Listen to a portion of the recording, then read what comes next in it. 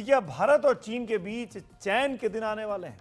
क्या दोनों देशों के बीच अप्रैल 2020 से गंभीर हुआ सीमा विवाद अब कुछ सुलझने की ओर है? ऐसा हम इसलिए कह रहे हैं कि पूर्वी लद्दाख में एलएसी पर सीमा विवाद से जुड़ी दो जगहों पर अप्रैल 2020 की स्थिति बहाल हो नहीं जा रही है। यह है डिप्सोंग और डिमचौक, जहां दोनों देशों की सेनाओं के पीछे हटने का काम 80 से 90% पूरा हो गया है। रूस के कजान में ब्रिक्स सम्मेलन के दौरान प्रधानमंत्री नरेंद्र मोदी और चीन के राष्ट्रपति शी जिनपिंग के बीच हुई बातचीत के बाद दोनों देशों की सेनाओं के बीच तनातनी कम हो रही है और दोनों ही ओर से अप्रैल 2020 से पहले की स्थिति बनाने के लिए कदम उठाए गए हैं। मैक्सार द्वारा मुहैया कराई गई सैटेलाइट की तस्वीरें भी इसकी तस्दीक कर रही हैं। जैसे एलएसी से लगे डेमचौक इलाके में आप देख सकते हैं, चीन ने अपनी सेना के जवानों को तैनात करने के लिए जो ढांचे तैयार किए थे उन्हें उसने हटाना शुरू कर दिया है। 9 अक्टूबर 2024 को ली गई सैटेलाइट की तस्वीर में ये ढांचे दिखते हैं और 25 अक्टूबर की सैटेलाइट तस्वीर में ये ढांचे नहीं हैं। दोनों तस्वीर आपके सामने बारी बारी से है। आप इन दोनों तस्वीरों को एक साथ देखेंगे तो अंतर आपको साफ दिखता है। उधर डेप्सोंग प्लेन्स की भी तस्वीर में ऐसा ही कुछ दिखाई दिया है। 11 अक्टूबर को ली गई तस्वीरों में 4 गाड़ियां और 2 टेंट यहां दिखते हैं, लेकिन 25 अक्टूबर को ली गई तस्वीर में टेंट गायब हैं और गाड़ियां वहां से हट रही हैं। जिस जमीन पर टेंट लगाए गए थे उसे भी पहले की स्थिति में लौटाया गया है। ये देखिए, दोनों तस्वीर एक साथ, आपको अंतर साफ समझ में आ जाएगा। एक 11 अक्टूबर की और एक 25 अक्टूबर की। डेप्सोंग में ये तस्वीरें वाई जंक्शन के पास की हैं, जहां भारतीय सैनिकों को उन इलाकों तक पहुंचने से रोक दिया गया था जहां तक भारतीय जवान गश्त करने जाया करते थे। इन्हें पेट्रोलिंग पॉइंट यानी पीपी कहते हैं, जो लाइन ऑफ एक्चुअल कंट्रोल तक है, जहां तक भारत अपनी सीमा होने का दावा करता है। सेना के सूत्रों के मुताबिक 29 अक्टूबर यानी कल तक के डिसएंगेजमेंट पर का ये काम पूरा हो जाएगा और दोनों देशों की सेनाएं उन जगहों तक लौट जाएंगी जहां पर वो अप्रैल 2020 में हुआ करती थी। सूत्रों के मुताबिक भारत और चीन की सेनाएं पीछे हट रही हैं, लेकिन इस पूरे काम की करीबी निगरानी भी हो रही है और दोनों देशों के जवानों के बीच किसी तरह की गलतफहमी आगे ना हो, इसके लिए गश्त पर निकलने से पहले वो एक दूसरे पक्ष को इसकी जानकारी देंगे। जून 2020 में लद्दाख के गलवान में दोनों देशों के जवानों के बीच हुई खूनी झड़प के बाद दोनों देशों के बीच जो तनाव बढ़ा, उसका असर एलएसी में कई जगह पर दिखाई दिया। बाद में दोनों देशों के बीच तनाव कम करने के लिए बातचीत हुई।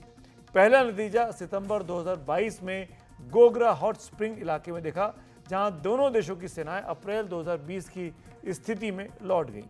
लेकिन डेप्सांग और डिमचौक को लेकर दोनों देशों के बीच बातचीत नहीं बन पा रही थी, जिसमें अब करीब 21 दौर की बातचीत के बाद एक रास्ता निकलता हुआ दिखाई दे रहा है। लेकिन ये समझ दोनों देशों में कब तक बनी रहेगी, ये अभी भी बड़ा सवाल है। इसी मुद्दे पर अब ये तस्वीरें देखिए। हमारे साथ इसी मुद्दे पर बात करने के लिए सामरिक मामलों के जानकार ब्रह्म चलानी जी जुड़ गए हैं। सर, शुक्रिया, थैंक यू। आप हमेशा एहतियात के साथ बात करते हैं चीन के मसले पर। हम जानते हैं 1962 से लेकर अब तक का जो इतिहास है भारत और चीन का हम सबके सामने है। दोस्ती की बात हो रही है, थोड़ा सा टेंशन ईज आउट होने की बात हो रही है। आप कैसे देखते हैं इस डेवलपमेंट को कि कल तक स्थितियां नॉर्मलाइज जो कि जून 2020 में थी, उस स्थिति तक हम पहुंच जाएंगे, ऐसा कहा जा रहा है? अमित, अच्छी बात है कि टेंशन्स कम हो रहे हैं, क्योंकि ये चीन के इंटरेस्ट में भी है और भारत के इंटरेस्ट में भी है।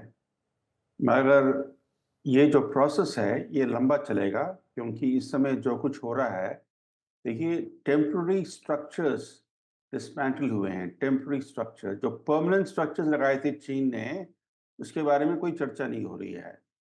और चीन देपसंग में 18 किलोमीटर अंदर घुसाया था, क्या वो एकदम वापस चला जाएगा? ये इसके बारे में भी कोई क्लैरिटी नहीं है। और देपसंग और देमचौक के अलावा ये दोनों एरियाज तो लद्दाख में हैं। इसके अलावा चीन और भारत के बीच मिलिट्री स्टैंड ऑफ्स दूसरे सेक्टर्स में भी हैं, जैसे सिक्किम तिब्बत के बॉर्डर पर भी है, अरुणाचल प्रदेश और तिब्बत के बॉर्डर पे भी हैं स्टैंड ऑफ्स। उनके बारे में क्या होगा, इसके बारे में भी क्लैरिटी नहीं है। तो इस समय ये कहना कि जो पोजीशन थी अप्रैल 2020 के पहले, उस पोजीशन में दोनों सेना वापस हट जाएंगी, ये कहना थोड़ा प्रेमेचर होगा इस समय। अच्छा, तो आप कह रहे हैं कि मतलब बहुत ज़्यादा खुशियाँ ना मनाएं, खुश ना हो, बहुत ज़्यादा अलर्ट रहने की और कॉशियस रहने की ज़रूरत है। पर एक चीज़ और ब्रह्मा सर मैं समझना चाहूँगा, सर क्योंकि दोनों तरफ से बातें कह दी गई हैं, कुछ तस्वीरें हमने सैटेलाइट दिखाई भी।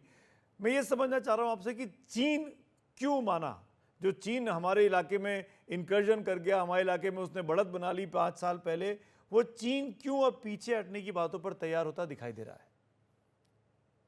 ये क्राइसिस पैदा हुई क्योंकि चीन ने छुपे-छुपे कुछ एन्क्रोचमेंट्स किए ईस्टर्न लद्दाख में।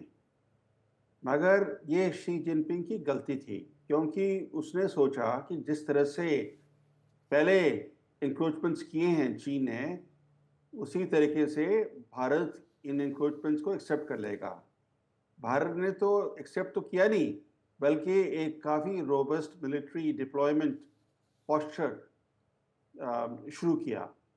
और ये जो क्राइसिस 4 साल से ऊपर चला और जी, अभी भी चल रहा है, इससे जो इंटरनेशनल जो स्पॉटलाइट लगी जी, भारत चीन के डिस्प्यूट्स पर, ये चीन के हितों के फेवर में नहीं था इस तरह का स्पॉटलाइट।